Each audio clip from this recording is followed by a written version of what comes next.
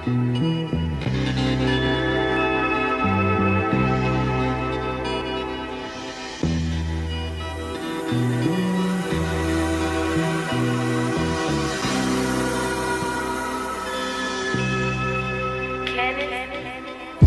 majority of the tri-state got it easy, so it's obvious this where it's hard at.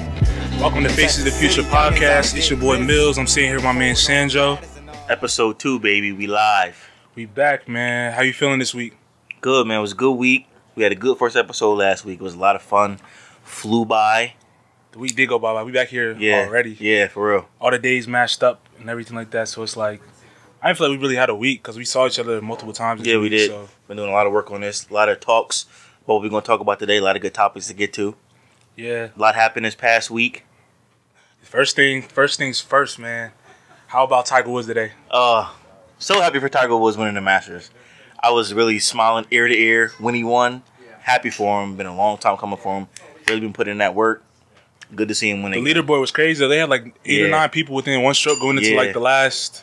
What was it? Last like 4 holes. Yeah, and even the dude that he was grouped with today, They was all neck and neck for most of the day. So it was definitely exhilarating for golf fans. What I tell you though, that pressure though, that Sunday red, that Sunday Tiger when he's in the red. Yeah, it's hard when you know the whole crowd is supporting Tiger, and you know they want him to win. So the thing was the pipes, you know. Yeah, the thing that we saw, and I had tweeted it out too. I was like, whoever that pressure to get first is gonna fold, and that's what happened. You saw, I forget his name, but he hit one right into the water. Right into the water. And that's when you felt the momentum for like Tiger start to shift. Mm-hmm. It was like that's when you knew it's like everybody, the buzz around the course, Tiger really capitalized off that. And it was crazy because it's like just a few years ago, everybody was counting him out. He had his back injury. Yep. Who was it? Stephen A. Smith talking about he was done. Yep. You feel Rob me? Parker.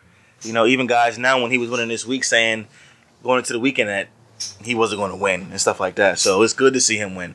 Golf is much better when Tiger is relevant. Period. You know? Period. Like, when he's relevant, way better product. Yeah, because I was watching with my dad, and he was like, "Do you see how many people are out there on Sunday?" Like he's like, "It's probably as much as a football game on Sunday." And people genuinely wanted him to win. People were following. Yes, following. They were. They were following every course. People weren't even on the other holes as much. There was just a whole crowd following Tiger wherever he went. Yep. And it felt like back in the day when he was in his prime. Yep, for sure. We got the glimpses back. I'm just happy he's healthy. It's good for golf. Yeah, hopefully he can keep this going. I want him to see. I want to see him win a couple more majors too as well. I want to see him pass Jack Nicklaus. You know, it'll happen. That's what we want to see. It'll happen. Some other things that happened though this past week was Dwyane Wade and Dirk retired. Yep, 2 legends, 2 people we grew up watching, like came up watching.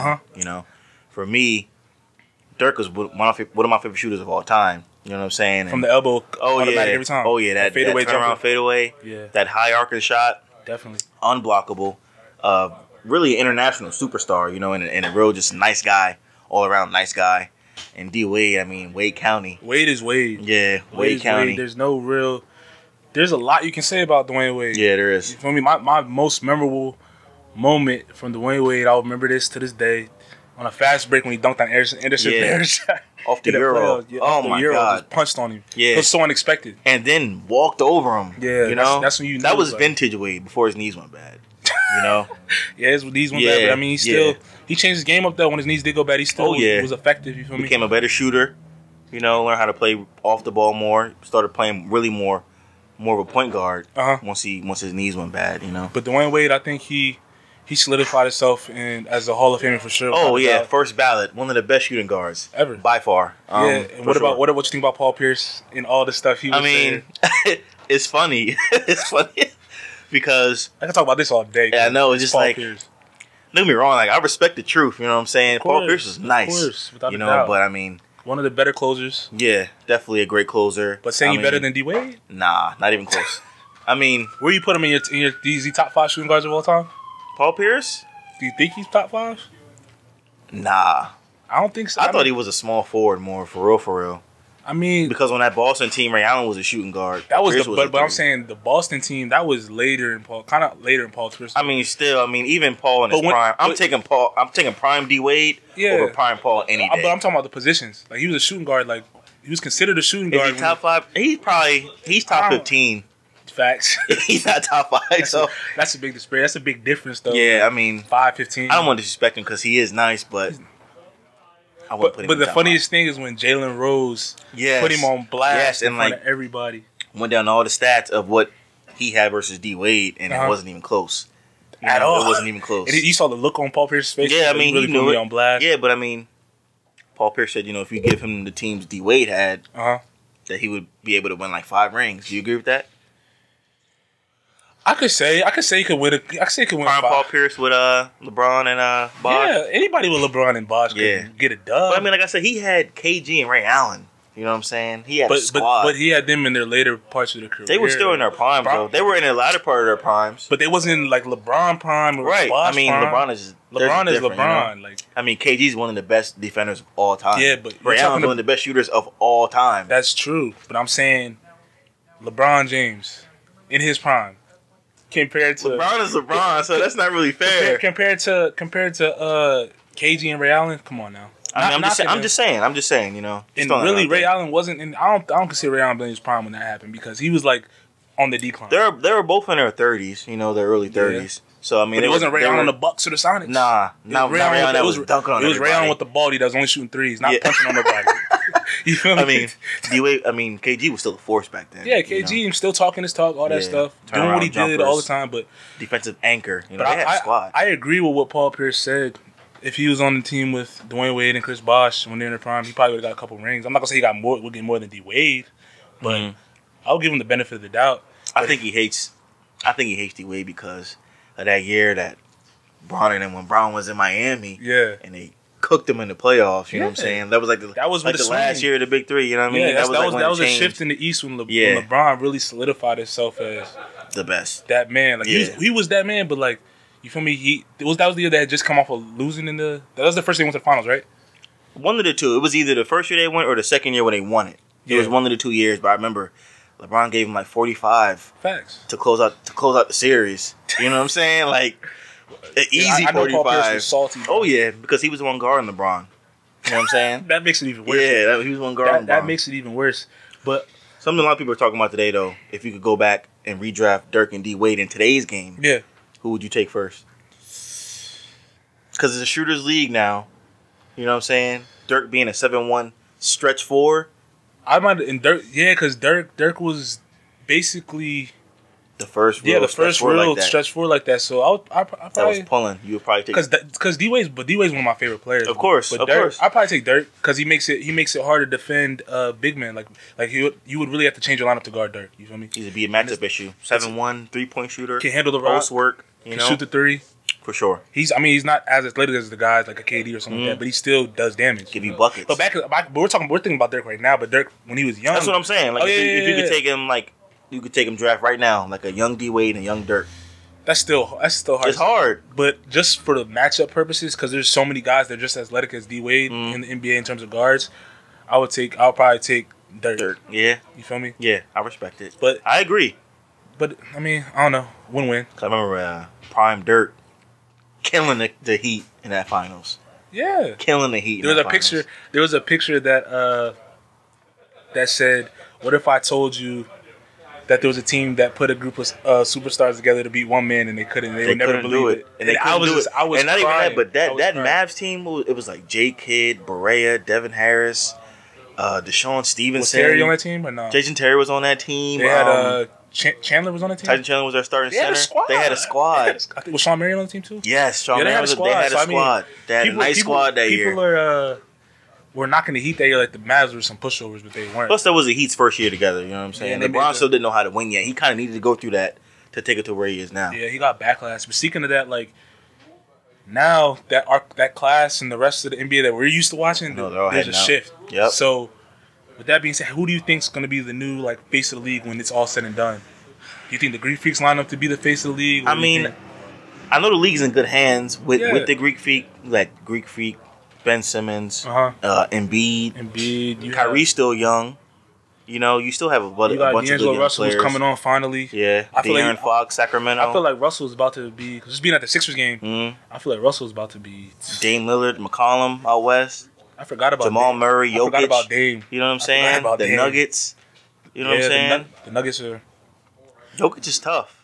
But you know? I don't know. It is tough seeing that whole class that we grew up with. Because KD's gonna still have a little more time after the rest of them retire. Yeah, he's gonna probably play a couple more years after that, but he's still gonna be on his way out. He's in his 30s. What's Russ in? Russ is in his 30s. Russ in his 30s. Steph is in his 30s. You know, Jeez. Draymond's about to be in his 30s. Jeez. You know what I'm saying? Like when you were breaking that down to me the other day, it was like. Now that I look at it, head out. You know, Chris Paul's 34, not just 34, but 34, and can only play 60 games a year. You know what I'm saying? Chris Paul, you know what I mean? You know me, how I felt about the Rockets last year when he got hurt. Yeah, of course they had that. Like, Chris Paul when he was young, he would have played. In my opinion, he would have played at the injury, but his body not the same. So it's like, and you got I was so hurt, but Harden gonna be in the league for a minute. So I feel like it's gonna be him and the Greek Freak gonna be the faces of the league once it's. Who, Harden and Greek Freak? Yeah, I think they're gonna be the two faces of the league. Mm-hmm. Obviously, KD's gonna be there, but like I said, he's gonna be on his way out. But and did you see the poll that came out? The Athletic did, where they said who would you like to build your team around, and they polled the players. Who Number one was Anthony Davis to build your team around. Anthony Davis and Embiid. It wasn't really any guards in there. I mean, because a big man, like you said, the league's changed. A big man that can stretch the floor, even Embiid is a matchup problem. Yeah, being the big man that can defend. And he can shoot the three, even though he was off last night. We'll talk about that in a little bit. You feel me? Yeah. I know you got certain feelings about that, but it's not far fetched. I'll probably still build my team on the Greek Freak, to be honest. Just I know Giannis is he's unbelievable, man. He even said it. No one can guard him one-on-one. No, you can't. He's too long and athletic. He's so lanky and long. He takes one or two dribbles from the three. He's at the cup already. And he's strong. He's stronger than he looks. You know what I'm saying? Yeah. He will back you all the way down from 3-point line. That's true. If he has a jumper. It's ugly for the league if he has a jumper. But speaking of, since we're on Eastern Conference and the Bucks, what do you think about the Sixers? Because I was at the game. You feel me? I'll tell you, you're a Sixers, like our diehard Sixers fan. Yeah, so I want to hear your point of view. And I'll tell you what, just being there, I'll tell you what I think. I didn't get to watch the whole game because I had to referee some games yesterday. Yeah. But I listened to the first half on the radio. And it started off great. Joel B had like the first 6 points. And then I just heard us missing 3 after 3 after 3. And I could hear the Nets. They were starting to hit. Joe Harris was hitting shots. DeMarcus was hitting threes. Dinwiddie was hitting threes. D'Angelo Russell, he was kind of erratic at first, it sounded like. Then he kind of calmed down and really got into it. Yeah. And settled down. And when I started listening to the game, they were down by 8. You know what I'm saying? I'm like, what is going on? Now, granted, the Six Stars have only played 10 games together. All season? Yes. Well, since they got like Tobias Harris, since they got these new players in. Okay. And I didn't know that. Embiid's been hurt the past couple weeks. They were rusty. And they don't really have that chemistry like that. Being there live, they looked. You know what I'm saying? Bro, Embiid put up like 6 threes in a row. Yeah. And ain't hit nothing. He was tired. JJ Redick, bricks. Yep, 2 for 7. Ben Simmons, a whole story I could talk about myself. I know, and how he comes up in the playoffs. Think like it bothers me. Like Tobias Harris only putting up 7 shots. Like Brett Brown, and not even him, but Ben Simmons. You got to get him involved. You got to know as a point guard. You got to get him involved. Ben Simmons just looked how we thought he would look when it comes to teams sagging off on him. He wasn't gonna shoot. I mean, did you expect anything less from him? Like I've been saying earlier, or anything more? I've been saying about him all year. It doesn't matter if he makes them. He needs to just take them. Make the defense even just respect the fact that he's going to shoot the ball. So they have to come up a little bit. They're not even playing defense on him. Because he's not going to shoot. If I knew somebody couldn't shoot, I'm sagging in the lane and putting an extra defender around Embiid, period. And my thing is, like, as a basketball player, your mentality, like, you're not just going to sag off me all day like that. You know what I'm saying? He hasn't given him a reason not to. You're not going to sag off me all day. I'm going to take some jumpers. I'm going to the cup something. You know what I'm saying? Just My thing is. And I love Ben Simmons. I love his game. And I see if he adds a jumper to like Giannis, it'll be ugly for the league because who can stop him going to the rack? Yeah. He has the handles. He's fast. He has the vision to get everybody involved. But if you got 5 players, it's 5-on-4 essentially offensively. See, my thing with Ben is it's an easy way to assert yourself in the offense. You're a 6'10" point guard. Mm-hmm. You have dudes 6'4", 6'5". I'm putting you on the block. You feel me? Mm-hmm. Run it off. Brett Brown, like you said, comes to coaching. Run offense through Ben Simmons while he's on the block. You feel me? Get him in the game offensively. Then I feel like that'll open up more things. And also, Brett Brown, I hate the stupid dribble handoffs we do. I don't like his rotations. Like, I love Brett Brown, but like I've been ready for them to let him go for a while now. So who would be if he would have there? Monty Williams. Respect. He's on their bench already. He's been assistant coach for them. Yeah. So moving right up. You know what I'm saying? I don't want him to go to the Lakers. You know what I'm saying? I wouldn't disagree about that because, like you said, just being there, he didn't really make too many adjustments. And he doesn't. He doesn't call timeouts at the right time. And it's weird because he came up with Pop. You know what I'm saying? He's one of Pop's guys. You know Everybody not Pop, though. Another thing I think hurts them is Markelle Fultz. Not having him hurts them. Because they don't have another point guard. But he really... TJ's not giving you... TJ gives you what he can give you. Yeah, of course. But it's not much. He doesn't give you any scoring. He gives you effort. But he's not giving you any scoring. If they had Markelle Fultz, they could put him at point guard. Yeah. Then put Ben on the block. Yeah. Then you would have Tobias, Jimmy, and Embiid. Okay. Fultz and Simmons as your five. Who else do they have coming off the bench that can score? I mean, they don't really have any. They have Mike Scott. He's aggressive. He's not a scorer. Yeah, that's what I'm saying. He's going to give you what he can give you. I mean, Jonathan Simmons, Boban gives you what he can give you, but Boban is a liability defensively. He's liability for sure. He's a liability for sure. He's a liability defensively. I mean, but he's a big body. But that's what I'm saying. Yeah, that's about it, though. He's a big body. You know what I'm saying? But my thing is, after that starting five, you don't have much. You don't have much, and that's going to hurt you on the playoffs. Especially if you come around playing the Bucks and the Celtics, Toronto, because Toronto's deep. Even though they lost last night. But that's one game. And even with that, I think they're going to come back and win. I think the Sixers going to win the series, but if they don't get it together, if they don't steal, they got to steal another game in Brooklyn, obviously. They have to win one. Because Brooklyn's liable to win both games. Yeah. They have to win the next. They have to win at least the next two games. Have to. Yeah. If they go down 2-1, it'll be ugly. It'll be ugly. It's scary for the Sixers. It'll be ugly. I mean, we have Greg Monroe. We signed him late, but I mean, he's a veteran player. Put him in there. I mean, you know what I'm saying? Something. Do something else, Brett Brown. I feel like they didn't play with much heart last game. I felt like they came out flat. I think they expected to win, honestly. And they came out flat. Nets came in and took it to them. And like I said, they came out flat. And like I said, they didn't look like they played with heart. And once they got down, it was like it was raps. That's how you they should have heard the season. fans in there. I know they were booing. And another thing, not even just booing. With that being said, Ben Simmons. If you don't like being booed, you're playing in the wrong city, bro. Facts. You're in the wrong city. Facts. Because the Philly fans, they're going to love you. Because of what Joel Embiid said. He said, well, you know, they're paying customers. It's been a 5-year process. We have a team now. We want results. You're expected to win. You know what I'm saying? We want results. This is the wrong city for you to be in your feelings about getting booed about. Sorry. But that comes with maturity, too. Because how old is he? Like 21, 20? Still. You got to know where you at. He knows, but... You know what I'm saying? I understand he's probably frustrated himself. That might be where it came from. Like one big ball of frustration. But what are you frustrated with? That's my thing. What are you frustrated with? You're the one performing. At the end of the day, you got the contract. You was a top pick. Yeah. The process is, you know what I'm saying? You've been through the process. You should know what to expect. You was in the playoffs last year, bro. Yep. Like, and the same thing happened. Like, what are you doing all summer? You know what I'm saying? Like, you should be in the gym getting who's he with, the Jenner? Yeah. That's what he's doing. I know, but still, like, what's more important to you? You gotta be in the gym getting shots up every single day, bro. 1,000 a day. I don't care.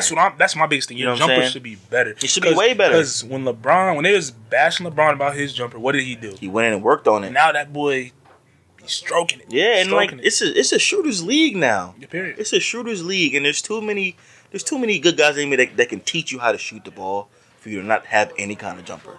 Period. If there's big men that can have jumpers, you should be able to have a jumper, bro. And Embiid shooting better than him. That's what I'm saying. 7'1", 7-footer, shooting better than you, and you're a guard that should be, like I said, asserting yourself in offense, but you're not. And it's like he doesn't have the confidence in himself to take the jumper. But that also goes back to Brett Brown too. What are you telling him, bro? You need like the whole team frustrates me, bro. It drives me crazy. I already know you was probably tweaking when you. It drives me crazy. But I mean, they'll get it better. There's a lot of stuff going on around the NBA. I mean, who knows what's gonna happen this offseason because we don't have a young team anymore. We traded away Shaman. I didn't like trading away Shaman because I liked him. I felt like JJ was really like molding him to be the next JJ, like same kind of player. Mm-hmm. I didn't like getting rid of Muscala because he was another shooter. You know what I'm saying? So if you're the GM or the owner of the Sixers, what off-season moves are you making? Especially if they lose first round. Just hypothetically lose first round. What are you doing? Not saying they are, but if they do, I mean, I would sign Jimmy Butler and Tobias Harris. I would pay both. Speaking of Jimmy Butler was the only one hooping last. I know. The only one. I know, and I know he was bugging on them in the locker room. What? You can see you know it. What like I'm saying? He kept every time he was scoring, bringing them back. They would go down 11. You get them within like 6. The fans were like, all right, we about to make a run. Mm-hmm. Then Simmons or somebody else or Embiid would make some turnover and it would be a wrap. And then Butler would bring them right back. Because he's even told him, get us to the fourth quarter and I'll take over from there. He's a closer. You know what I'm saying? He's a closer. So I would sign Jimmy Butler and Tobias Harris. I would pay both of them. You know what I'm saying? I think if they had more time to play together, they'd be much better product. But Paid him to, and we need shooters. Y'all need a couple more shooters. You know, we need a backup center. I'm ready to get rid of Amir Johnson. I'm ready to get rid of him. So who you just gonna get in the draft or? I mean, it's gonna have to be through free agency. Yeah, because we don't really have any picks, do y'all? No, and we don't have anything to trade. We got a lot of expiring contracts. You know what I'm saying? Well, JJ Redick is an expiring contract. You think they're gonna resign him though? Depends on how much he's asking for. I mean, they paid him 24 last year, 12 this year. I doubt he's gonna take a discount again. You know what I'm saying? I mean, if he can go to an LA, can y'all afford? Can y'all afford him? I don't know, man. If he goes to LA, then. Not if they're playing. If they're paying Tobias and Jimmy both max contracts, I don't know, because you got to keep in mind you got Ben Simmons going to have to get paid. Eventually. So because he's still in his rookie contract. Embiid, is he as well? They extended him. He got extended. Okay, I wasn't for sure. They extended him last year. But yeah, if JJ wants to, LA would be a dope spot for JJ, honestly. Everybody needs shooters. Because LeBron out there and he just has shooters around. It's he could even be a good piece off the bench for like a contending team. You know, come in and just give you buckets. Yeah, because he's going to get his shots up. You know what I'm saying? And when he's on, he's on. Yeah, he's going to get his shots up. But let's transition to another part of the NBA. Let's talk about Magic, man. Let's explain what happened with Magic first. In terms of, you want to tell them what happened with Magic, and then we'll go into detail what our thoughts about that. Okay, so Magic was hired by the Lakers 2 years ago to be the president of basketball operations. Yeah, and figured he was going to come in and like really get the Lakers back to championship contention, and he stepped down like without anybody knowing earlier this week, and didn't even tell Jeanie Buss. How you feel about him not even telling Jeanie Buss? I mean, it seems like a Magic move. I feel like Magic was in there just to be a figurehead, just to be a face of, just to bring the life back to LA. You feel me? You had Magic, then LeBron came, brought the buzz back to the city. You feel me? And I don't really think Magic was fully invested into what he was doing as. I don't think so either. I also think that Jeanie Buss probably didn't give him all the control he thought he was going to have or that he wanted. Do you think it was her? Do you think it was? I think it was Magic wasn't full. Now I think she would have gave him the full range just because it's Magic. You feel me? To let moves. I don't know. I don't know. It doesn't seem like it, because if that was the case, why would he leave? Because he said he. You know, I don't think he like Rob Pelinka. I don't think he said he wasn't having fun with it. He wasn't having fun. I mean, like you said, he's not really invested. He has a lot of things going on. A lot of other businesses. If you're going to be a president of operations, you need to be there every single day. He wasn't there every single day. And you're in a high-profile organization. Especially with the Lakers in L.A. It's the Lakers. You know what I'm saying? You got to be. And then when they're losing, it's like... The league is better when they're winning. You know what I'm saying? Yes, it's more exciting. It's more exciting. The Knicks is... I mean... But the Lakers did. The thing crazy. Is, the Lakers looked promising before all them injuries happened. They looked promising. They did. Because you know me, I was vouching. I'm like, they're about to get like a 6-7 seed. Still needed more shooters. Didn't have the shooters. I mean, they had some nice players, but like Michael Beasley and Lance, like, yeah, they give you what they give you, but this is the shooters league. You're in a conference with the Warriors. No, that's facts. You need shooters, you know? I feel like if like Lonzo didn't get hurt, it would have been Lonzo, and then like they had more chemistry throughout the year. Like I said, the injuries. If they had more chemistry, they would have been in the playoffs. Yeah. I mean, they were 4 seed when LeBron got hurt. And I feel like LeBron getting hurt and Lonzo getting hurt, that messed up the whole chemistry. I said, if they would have just got their foot in the door, whatever seed, I feel like they could have made a run. Oh, you know how playoff LeBron is the real deal. You know what I'm saying? LeBron came back too early anyway. From his injury. You could tell he wasn't fully 100%. But they was trying to make that playoff push. Yeah, but at the end of the day, missing all those games really did hurt him. Yeah, and it was a little too late. You know so me, if I'm LeBron, I'm going to play, but...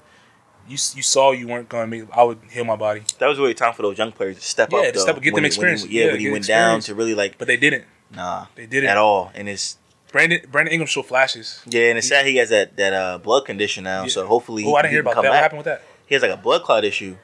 So hopefully he can come back. I know he's out, but hopefully he can come back from it. You know. But that'll. And Lonzo has injury problems. Lonzo has a lot of issues going on. You know, and a lot of things going on. They got rid of Zubac. I mean, it was a weird team. The whole team, the way it was constructed was weird. I don't think Magic and Pelinka got along. I don't think Magic ever wanted Luke Walton because, you know, when a new guy comes in, he wants his own guys. And I don't think he ever really bought into Luke. Neither did LeBron. LeBron definitely. You know what I'm saying? So, I mean. That's why what happened. I wonder how LeBron feels about because they didn't know either. You know what I'm saying? They didn't know that. Magic was going to step down. You know what I'm saying? So I wonder how he feels knowing that Magic is one of the reasons he came. Well, I think he was coming to LA regardless, but still, Magic was definitely helped that. You know what I'm saying? For sure. But with Luke Walton being gone now, Already has another job. Yeah, he's in Sacramento. Yeah. Ty Lue coming in, you think? Probably. But, I mean, he's going to ask for a lot of money because he knows like the deal with LeBron. And he played for the Lakers, so... They're going to give him bread. Yeah. They're going to give him enough. Yeah. But I feel like he'll be able to manage more with LeBron because he knows what it's like. If that's who LeBron wants, that's who they're going to hire. At the end of the day, LeBron's controlling the team, what goes on, the players, in my opinion. So... But who do you think should be their new president of basketball operations? Should it be Kobe? Should it be David Griffin? I've heard Kobe. I don't know if Kobe's ready to be back in the mix like that yet. David Griffin would be cool, but Kobe's super competitive. He is, but I don't know. And Rob Pelinka is his best friend. That was his agent. I don't know. You know? And apparently he's one of the guys that really got him to be the GM of the Lakers. I'm not sure. Kobe Bryant, though, I don't think that's going to happen. That's a little far-fetched. And then... You've been talking about the guy from Toronto, Masai Ujiri, coming over to the Lakers. They're trying to get the guy from he's turned the programmer. He's turned Toronto into... Let's see what happens with Kawhi.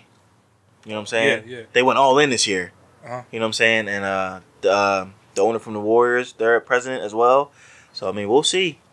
It'll be interesting. It'll be very interesting to see what happens. After we do this Faces of the Future artists, emerging artists, we're going to talk about Lonzo and Big Baller. Yeah, Lonzo got a lot going on, too. We're going to talk about that. Mm-hmm. But let's get into this Faces of the Future artists.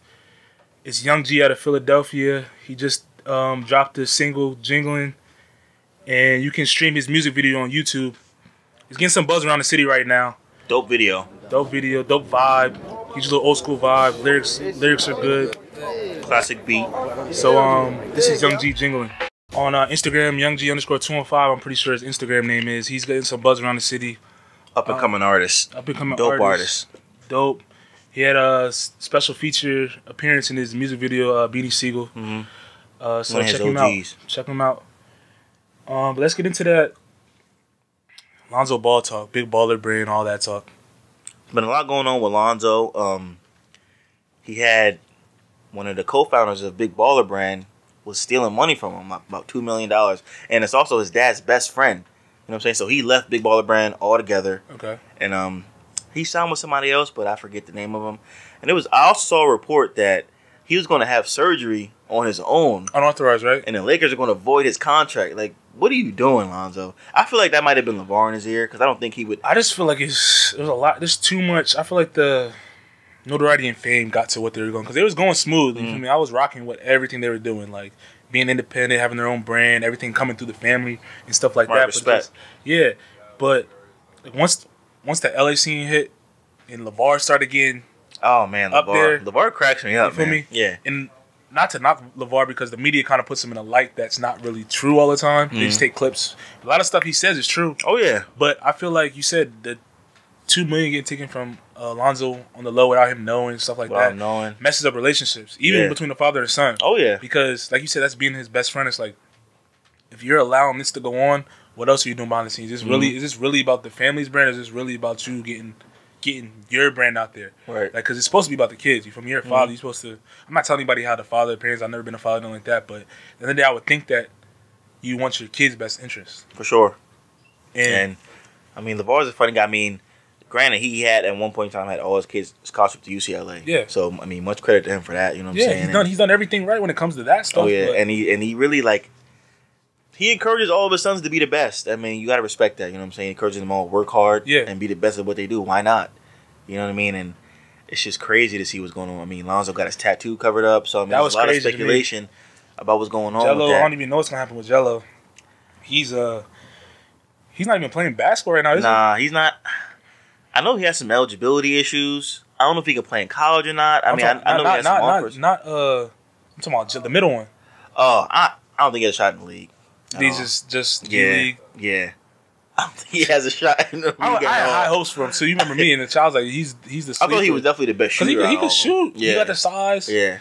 But I don't know if he's gonna get anybody. If he gets into like the summer league and proves himself, maybe. But I don't know. I feel like LeVar has messed up the rep for the family in a sense, and it's just sad because it was a good thing going bad. Yep. You feel me? They were on the right track, but the whole media circus that was around them just made things 10 times worse. It was bad at one point. I mean, LeVar was quiet for a while. You didn't hear much from him, but I mean, you did hear him say in the season that Luke Walton lost the locker room. You know what I'm saying? Yeah. Stuff like that. But I mean, what do you think about him pulling Jello out of UCLA after he stole in China? Do you think if that was you, would you admit him take his punishment, or would you? Oh yeah, for sure. Okay. You have to learn from that experience to never do it again. You know what I'm saying? I mean, that was embarrassing to the whole family. You know what I'm saying? To UCLA, to the country, to everybody. You know what I'm saying? That was like front page news. Yeah. That was all over Twitter. You know what I'm saying? That's embarrassing for the whole family. So. And then didn't the president have to get him out or something? They had to get him out. And then they was on Twitter going back and forth. You know what I'm saying? Yeah, and then he had the. That's what I said. The media circus. It's too much. The media circus got to him. It's taken away from the kid, and that's like you said. That's what it's all about. And then from Jello, you go down to Melo. Because he's talented, yeah, bro. He is. I think he's the toughest I one. like him. I like his game. And he got taller. Yeah. He's like 6'7" now. Yeah. Handle the rock. And he punch can shoot. And flashy. And it's just sad because if he would have stayed in high school, bro, he'd have been. I feel like he'd have been the top rated player in the country. For sure. Or at least top. Definitely one of them. And had all the offers in the country. He got a couple, but teams are afraid to take a chance on him because of eligibility. Mm-hmm. You feel me? Like they don't want to get any sanctions saying that you have an ineligible player playing. Because what offers does he have right now? I know he has one from Kansas. You know what I'm saying? I know that's where he was like leaning towards going. That'd be a good fit. That would be a good fit. But I mean, at the same time, like Bill still don't have no time for LeVar Ball. You know what I'm saying? I'm sure that's something that they talked about. Like you're not gonna come here and be like all up in the media. And do you think LeVar Ball still be LeVar? Like still he's act gonna the be same him way? regardless. He's gonna be him regardless because he is who he is, and he's not going to not be himself for anybody else. I feel like because in Kansas, because think about it, UCLA, they was right there in Cali. That's their home state, right down the street. He's going where he can go there, but I feel like he don't got as much pull out there. LA, they were known. It's still a big brand. Kansas is a big brand in college basketball. You know what I'm saying? So I think I'm saying I don't think LeVar will have as much pull if he went to like a KU. I don't think he would have. I think Bishop wouldn't give him a choice. Yeah, you know what I'm saying. If you want your son to play, you gotta exactly. You can't. Yeah, exactly. This is and he might not like that. You know what I'm saying? He might not like that. We'll see. I want to see Melo play in college. Me too. I like his game. It's smooth game. It's a mix of Zoe and Jello. He definitely got to get stronger, but that comes with age. Yeah, you got to put some weight on his body because he's a senior this year, right? Mm-hmm. Or is he a junior? I think he's a senior. He's a senior. Yeah. Because they were saying if he didn't go to college right off the rip, if he wasn't eligible, he'd have to go to like prep school or something like that. Either like the overseas or like I think it was overseas or prep school. I mean, and you saw Lonzo coming back this year. He got a lot stronger. Yeah. He came back like 20 pounds heavier. I like Lonzo's game. You know what I'm saying? A lot. I like it. I want to like Lonzo so bad. I don't care. I'm sold on Lonzo. I like his game. I don't like his jumper. But I like his game. I think he gives you what he gives you. He was efficient this year. If you look at his stats, he was efficient. And he's a good defender. He's a two-way guard. You can't beat that. And that's what you need. Yeah. The best guards. Great vision. Are two. Yeah. And it's like I just like the way he plays defense. You know me. I'm a defensive guy, so it's like he locks up on D guards. The best two guard on every team when they play when he's healthy, and he does well. But like I said, Melo, the whole high school situation, crazy. It's crazy. I mean, they had that. They went overseas and played in Lithuania. You know what I mean? Do you think if he would have stayed in high school all 4 years, he would have been better off and prepared him for college? Or you think going over the college into the pros, or you think like going overseas helped him? I mean, I think if he went overseas to like in the league like where Luka Doncic played, you know what I'm saying, he could have learned not only Lithuania. I mean, there was really what was the league? What was it? It was like a low tier league? A very low tier league. If it was like one of the top leagues, I think he would have been better off. But I mean, like I said, like Luka or somebody like that, like playing for like a Real Madrid or somebody like that. But it'd been cool. If not, he should have just stayed in high school. For real. Do you think high school really? Do you think like being at a regular high school program, being a student athlete, really prepares you for college? I mean, I think the schools do the best job they can to prepare you. Because just think of our transition. Like, I mean, we were prepared because we like going to like Coach Lou's workout at 6 a.m. At like you were doing that for how long? Yeah, I mean, me, Coach Lou, and Melo and Brandon used to be out there. That's from like 6th grade. Yeah, that's our old coach and our old teammates. For the people that listen, they don't really know, but Dr. Lewis Irvin, shout out to him. Why you say it like that? That's what he want. You got some bass in your voice. That's what he want to go by. You know, you said Dr. Lewis Irvin. That's what he want to go by. I feel you. Dr. Lou. You know what I'm saying? You Dr. Lewis Irvin. But nah, I hear you. But like what you said, you was doing that for how long? Since like the 6th grade. 6th grade, and I didn't start doing it until like sophomore year. Yeah, all the way through high school. But that prepared me for college, bro. And every year we got more people out there. Every year it grew to my senior year. It was like 50 of us out there. Yeah. You know every day. 6 a.m. workouts. You know what I'm saying? It just trained our minds and our bodies so when we transitioned to to the next level of collegiate sports, we were already ready for that. And by the time even the high school season came around, we were ready to go already. It was you know what I'm saying? We were in shape. Testing, all that stuff. By the time the Ironman testing came around, which is like our like pre-season testing, like lifting weights and like condition drills, we were already ready to go. Because we would go right from Coach Lou's workouts to our high school workouts. Yeah. You know what I'm saying? So, but like I said, the question from before was, do you think more schools should like start doing that to prepare their athletes for? I mean, I think it would definitely help. You know what I'm saying? Do you think schools would even like allow that to be a requirement, or do you think like there would be some pushback from? I mean, I know in like certain states, because I know Texas, they have practice before they go to school. Exactly. You know what I'm saying? Different. But like up here, it's like it's not. It's starting to get that way. You know what I'm saying? It's not. It's nowhere near Texas. I think it'll never get to that point. Yeah. Especially now with the NJSIA. That mean they're already limiting contact practice to 15 minutes per practice. 15 minutes? It's either per practice or per week. It can't be 15 per week. You know what I'm saying? But 15 minutes, just even if it's per practice, how you gonna learn how to tackle? You know what I'm saying? That's the thing that I don't understand when it comes to college, high school, and things like that. I understand why they're doing because they want to be safe. Hear me out though. Yeah, you want to be safe, but if you don't teach them proper techniques and let them go live, and it comes to the game when you go on full speed, you're gonna get hurt if you don't know proper form. I've seen it too many times. Yeah. I done seen people get rolled over because they don't know proper. Like I'm talking folded like live. You feel me? Yep. Because they don't know how to tackle. Now, but on the opposite end of that, and it's like you don't know how to. Both ways. I feel like that's gonna be. Yeah, there's positives to it, there's also negatives to it. Yeah, limits like head trauma in practice, things like that. But you got to teach proper form. I think teams should be able to maybe allowed to be able to work out more together. Yeah. Maybe on their off season, or maybe even like you could have guys come in before school and work out together. You know what I'm saying? Stuff like that. But I mean, that's really it. I don't see them doing much else. Yeah. Or what really can they do? You know what I mean? Yeah, because I just think about like rugby and stuff. Like they don't wear any pads, none of that. But they full crazy. And that's crazy. And you don't see. I would never do that. You have like, I don't know what the numbers are, but I don't ever really hear crazy amount of things about people getting crazy concussions or knocked out in rugby. I have a friend that plays rugby and told me like, yeah, bro, nobody really gets concussion. I'm like, how? Because the form, they teach form. That's true. They teach form. That's true. That's what it comes down to. But they be out there smacking with no pads on. Yeah, but it's the form. And the reason they're not hurt because they tackle them the right way. But football, it's like people helmet diving. You feel me? Yeah. Like like in college, obviously my team they taught us form. You feel me? They taught us like the gator roll, the gator tackle, that type of stuff like that. But and it starts at the lower levels because the youth. Know, I refereed the high school, like the high school in the little leagues. The younger the kids are, the worse the form tackling is. I've seen so many little kids just get concussions just because they come in and they just put their heads straight down. Just think about when we were younger. How many times you just got hit, smacked, bro? Yeah. And it's like you just run your bell, shake it off, and go back. Yeah. You feel me? I don't know how many times we recorded back then. I probably done got 20 million concussions. Oh yeah, for sure. Because that's for sure. It doesn't take much to get a concussion in the first place. Yeah. You know what I'm saying? Even bouncing off the turf can give you a concussion. And we were taught how to tackle the right way, but not everybody. And it's hard to tackle the right way every time. You know that. The form tackle every single time is hard. It's really, you know what I mean? It's not. I'm not gonna say it's not realistic, but when you go on live, it's in game time. It's so fast. Everything's happening so fast. You just want to get the man down, right? And with all these injuries happening, like the lifespan of even playing football, like professionally, something that is so short. Even in college, people are getting more and more injured. Because of this. And you see guys retiring. I mean, I stopped playing because of concussions. Yeah. You know what I'm saying? And that brings me to the point of the education side. Like kids going to school and not taking it serious or not being prepared for the real world, even when it goes to be the transition from high school to college. Like, what do you think about that? Do you think high school courses prepare us the right way to excel as student athletes You mean like educationally or athletically? But on both sides. Educationally, probably no.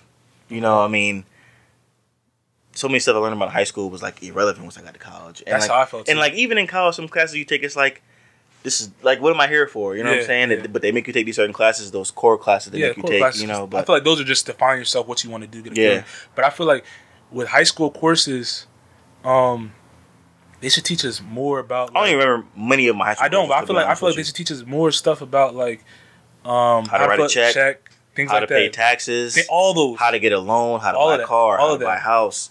Because like really essential stuff, not like anatomy of a frog. You know what I'm saying? Not to say that's not important. Yeah, but like real world stuff. Yeah, because like I said, there's a lot of people that they have aspirations to go to college, but like they feel like college is not for them, and then when they get to the real world, they don't know how to do nothing, none of that stuff. I feel like and especially the biggest thing is how to budget your money. High school, they should teach you that. How to save. How to budget. Because when you're in college, you think about when you're in college, think how much, like, you got to literally budget your money out. You got to stretch it out. You got to make it stretch. You got to stretch it, and it's like... Because your parents ain't always there. You know, I can remember my mom sending me, like, $100 every 2 weeks. I had to make that $100 stretch.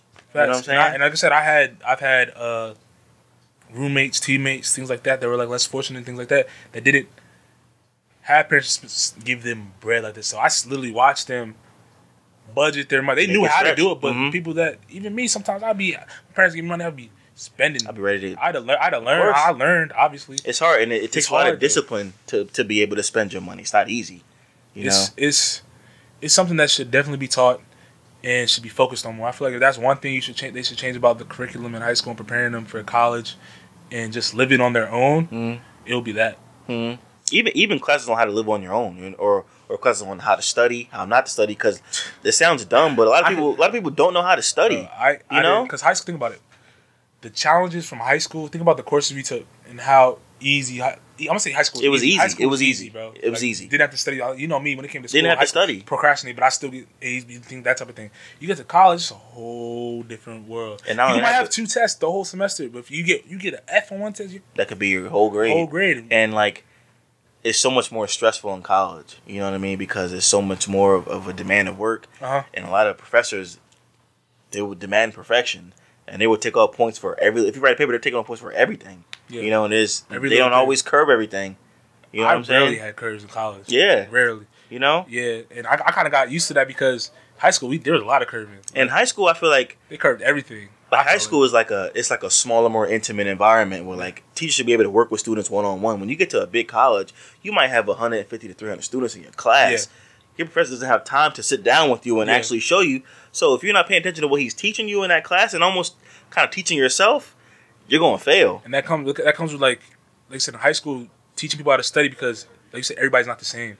Like me, when it comes to studying, I have to actually sit there and see. Like, lectures don't do anything for me. Like, I could sit in a lecture for 2-3 hours and just be like this and not consume anything unless I'm really trying. Like me, I got to see it, then I got to do it. Period. I like to see it and hear it. I like taking notes on stuff. Yeah, I'll take notes. You know? But even like I'll take notes and look at them. It's like, all right, I took notes. I got the notes. But it's like I need to retain that info. Yeah, I need to retain the information. My way of retaining information is me getting taught how to do it visually, and then me doing it myself. Right. And it'll snap like that. Right. Like, snap a finger, I get everything. Right. But like I said, everybody learns different, and then it didn't get to college until we learned how to study. Like, our coach literally had a tutor come in for football players and stuff like that. And same with us. They taught us how to study because it was something about the way like athletes' brains work because that's how we normally function. Like in sports, think about in football, just how quick we get plays and stuff like that. Because we see it and then we do it. They have a whole method of way of doing it. So that's just the way I naturally. Everybody knows the whole playbook, so that's always. You learn the playbook in like 2 weeks. Something they say if you can learn the playbook, you can learn anything. Yeah, because like playbooks are like thick, long, like a lot of information in there that you got to memorize. And if you don't memorize all this stuff, well, our coach, you say, you're fired. Yeah, you get off the field. You know what I mean? Even the way coaches like structure how they teach us, it's a certain way because they know how the way athletes think. So I don't know. It's just there's a lot that can be changed about education and preparing. Plus, studying is hard. It's not easy. Study is something, especially if you're procrastinator, bro. It's hard, especially when you're an athlete. You have so much more time doing other things. Even though you are a student athlete, it's hard because, like, by the time you do get time to study, you're so tired because you've already had a long day, practice, study hall, class. I mean, it is what we signed up for, but still, like, I feel like professional stuff, they kind of forget that. They forget, especially the ones that didn't play sports. They just think that's all we're doing, but it's not.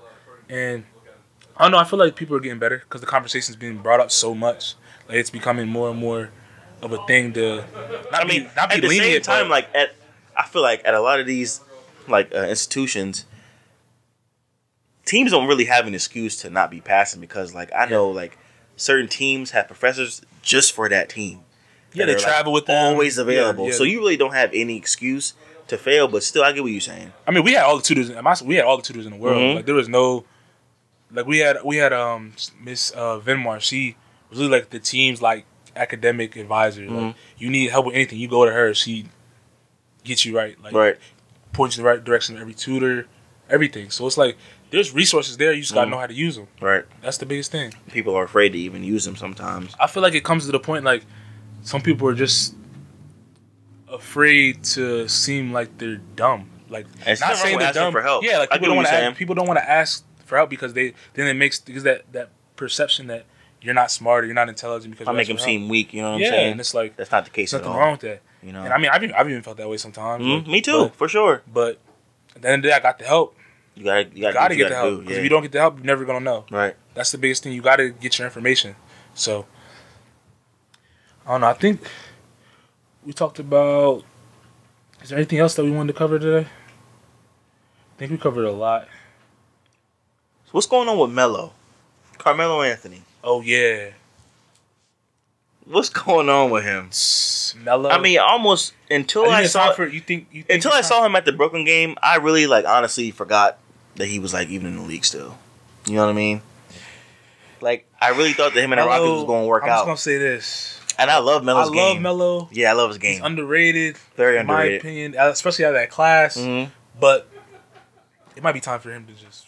I don't want to say it or go overseas. One of the two.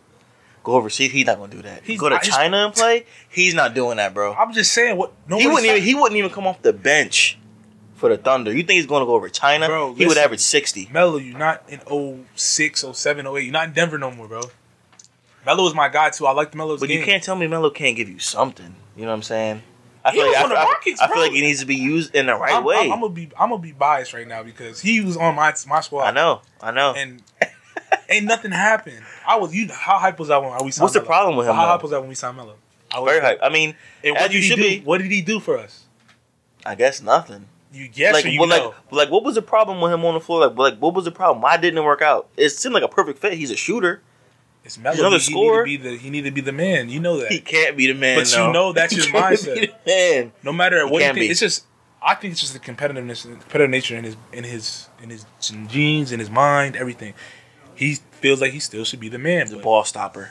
Yeah, it's just he feels like he's the man. He's not no more. Like your prime's over. One of my favorite face-up games. He just needs to do what Ray Allen did. Ray Allen realized he wasn't Ray Allen no more. What he do? He upped his shooting. Yeah, upped his shooting. He fit a role.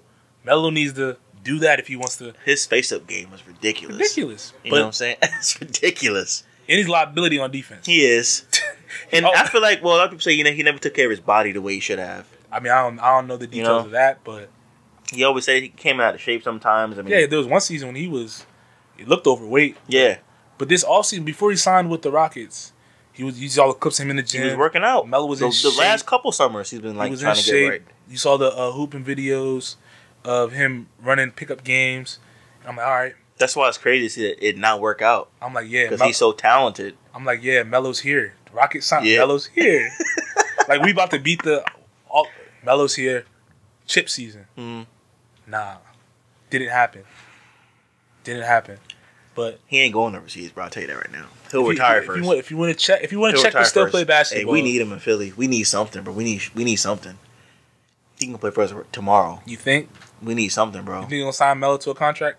No, I don't think they will. But I'm saying we need something, bro. I don't know, bro. It's kind of shaky and rocky for Melo right now, because just for the simple fact, like, where does he fit in? He has to find the right system, and what is that right system? And I don't know if this is the system. I think it's his mentality. He has to accept the fact that he's not where he used to be. Yeah, he's not prime Melo, like you said.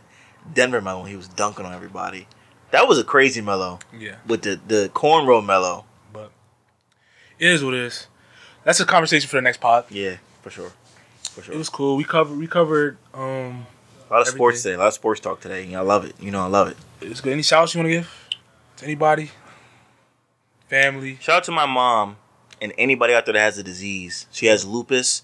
So anybody that has a disease or anything like that, always praying for you guys. I'll give a shout out. I gotta give a shout out. Shout out to my sister down in New Orleans.